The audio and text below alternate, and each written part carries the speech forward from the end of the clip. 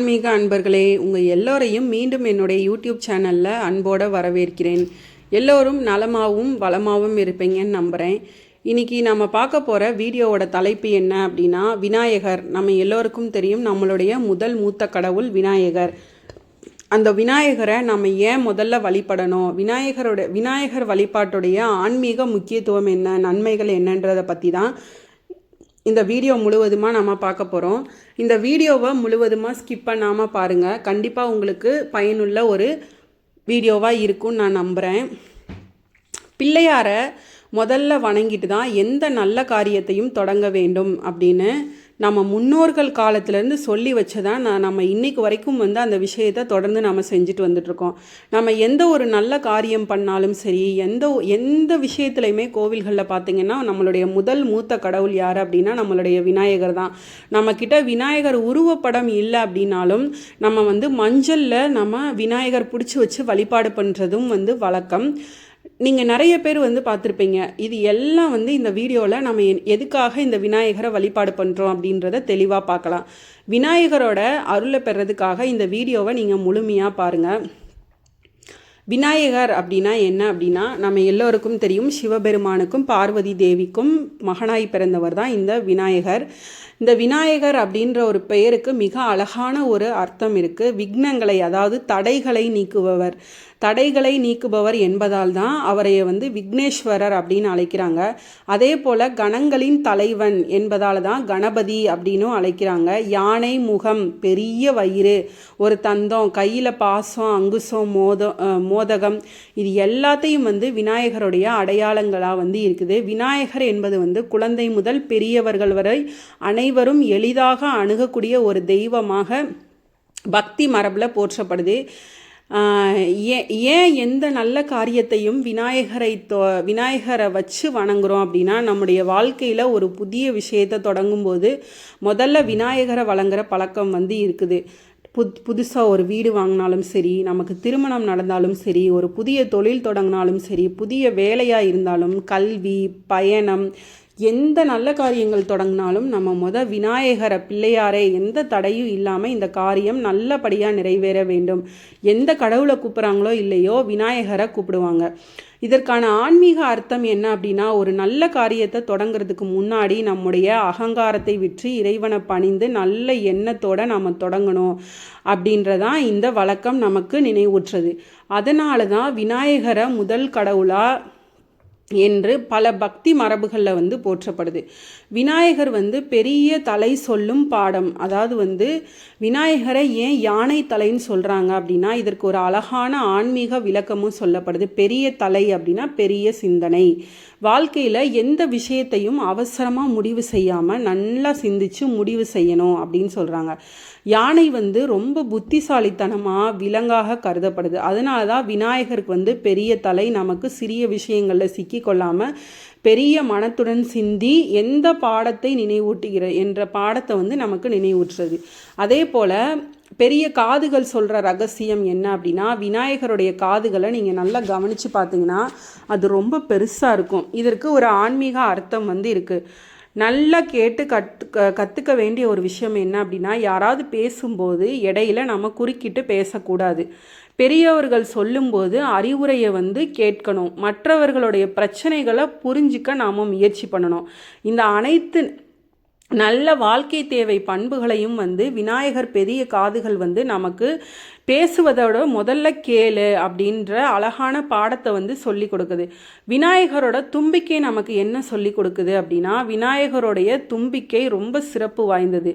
அது ஒரு பெரிய பொருளையும் தூக்க முடியாது, சின்ன பொருளையும் எடுக்க முடியாது. அதனால் தும்பிக்கைக்கு நம்ம வாழ்க்கை சூழ்நிலைகளுக்கு ஏற்ப நம்மளை நாம் மாற்றிக்கிற திறன் வேணும் அப்படின்றத நினைவூற்ற ஒரு ஆன்மீக விளக்கமாக கூறப்படுது. சில நேரங்களில் நம்ம கடினமாக இருக்கணும் அப்படின்னா, சில நேரங்களில் நெகிழ்வாகவும் இருக்கணும். எந்த சூழ்நிலையில் எப்படி நடந்துக்க வேணும் அப்படின்றத அறிகிறது தான் வாழ்க்கையோட திறமையேவும். இப்போ விநாயகருடைய ஒவ்வொரு இதுவும் நமக்கு என்ன சொல்லுதுன்றதை நம்ம பார்த்துட்டோம். விநாயகருடைய வாகனம் மூஞ்சிரும்.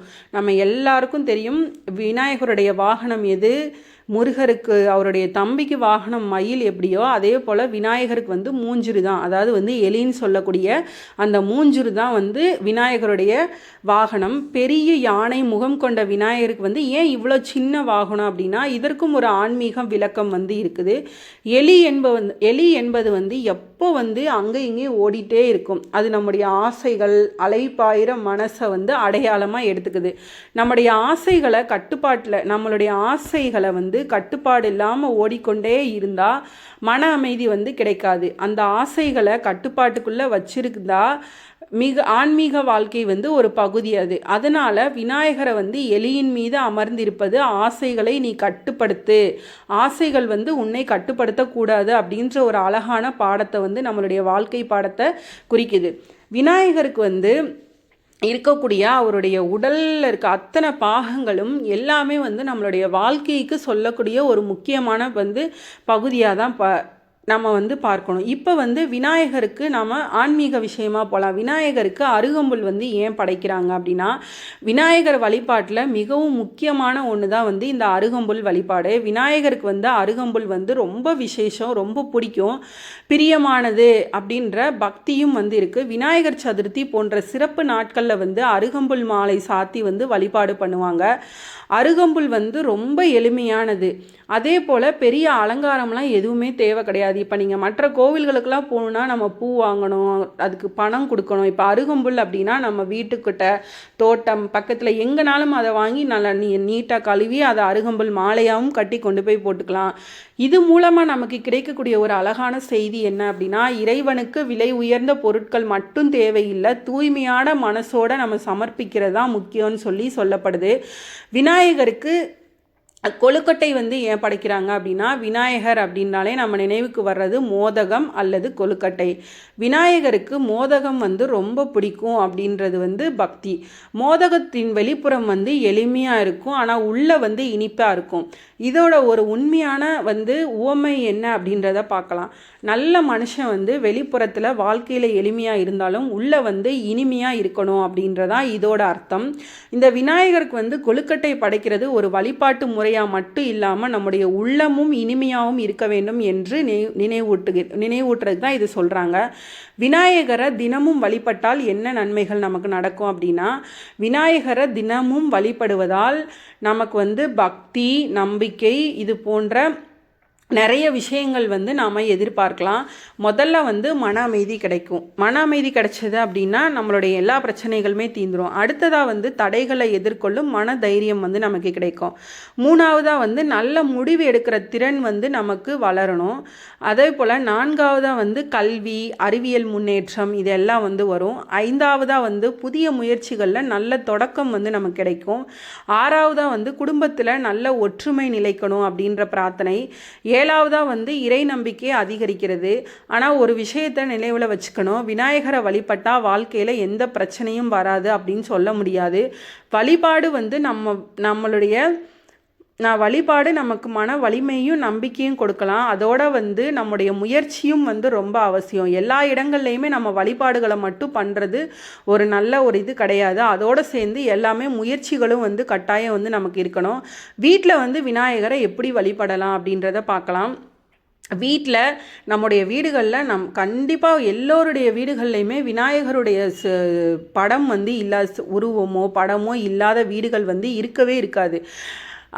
காலையில் எழுந்ததும் குளிச்சுட்டு விநாயகரோட படத்துக்கு முன்பாக ஒரு சின்ன விளக்கு ஏற்றிக்கோங்க. பூக்கள் வந்து சமர்ப்பிக்கலாம், அருகம்புல் சமர்ப்பிக்கலாம், முடிஞ்சால் ஒரு பழம் அல்லது ரொம்ப எளிமையான ஒரு நீங்கள் நெய்வேத்தியம் வைக்கலாம். அதே போல் விநாயகருக்கு மிகவும் விருப்பமான ஓம் கம் கணபதாய நமக அப்படின்ற ஒரு மந்திரத்தையும் நீங்கள் சொல்லலாம்.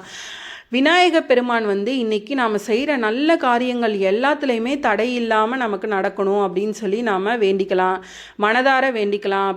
அதே போல் மந்திரத்தை வந்து சரியாக சொல்ல முடியலை அப்படின்னா நீங்கள் எந்த கவலையும் பட வேண்டாம். நாம் வந்து உண்மையான பக்தியோட விநாயகர் வந்து ரொம்ப எளிமையானவர். இப்போ நம்ம விநாயகருடைய பற்றி ஒவ்வொரு விஷயங்களையும் நம்ம தெளிவாக வந்து பார்த்தோம். அவர் வந்து அவருடைய உடல் பாகங்கள்லேருந்து அவருக்கு சமர்ப்பிக்கக்கூடிய ஒரு கொழுக்கட்டையிலேருந்து அவருக்கு சமர்ப்பிக்கக்கூடிய அருகம்புல்லேருந்து எல்லாத்துலேயுமே ஒரு கதையை வந்து நமக்கு உணர்த்துச்சு. அவர் ரொம்ப எளிமையானவர். உங்களுடைய பக்தியை மட்டும் நீங்கள் மனதார வச்சுட்டு அவரை நீங்கள் எளிமையான முறையில் வழிபாடுகள் செய்யும்போது உங்களுக்கு கண்டிப்பாக எல்லாமே நல்லதே நடக்கும். விநாயகரை வழிபாடுறதோட முக்கியத்துவத்தை பற்றி நம்ம ஃபுல்லாக வந்து பார்த்தோம். விநாயகர் உருவம் வந்து நமக்கு பல வாழ்க்கை பாடங்களை வந்து சொல்லி கொடுத்துருக்கு. அந்த வாழ்க்கை பாடத்தை வச்சு நாம் வந்து கண்டிப்பாக விநாயகரை வழிபட்டு நம்மளும் மென்மேலும் வளரலாம். அதனால விநாயகர் வழிபாடு என்பது வெறும் தடைகளை நீக்கிறது மட்டும் இல்லை அப்படி மட்டும் நீங்கள் நினைக்காதீங்க. நம்மளுடைய வாழ்க்கை நல்ல முறையில் நடத்தி கொள்ளணும் அப்படின்ற ஒரு தினசரி நினைவூட்டலையும் வந்து இது குறிக்குது. எந்த ஒரு நல்ல காரியத்தை தொடங்கும் போதும் ஒரு நிமிஷம் கண்ணை மூடி விநாயகருடைய இந்த மந்திரம் ஓம் கம் கணபதாயே நமக அப்படின்ற மந்திரத்தை நீங்கள் சொல்லிட்டு தொடங்கும் போது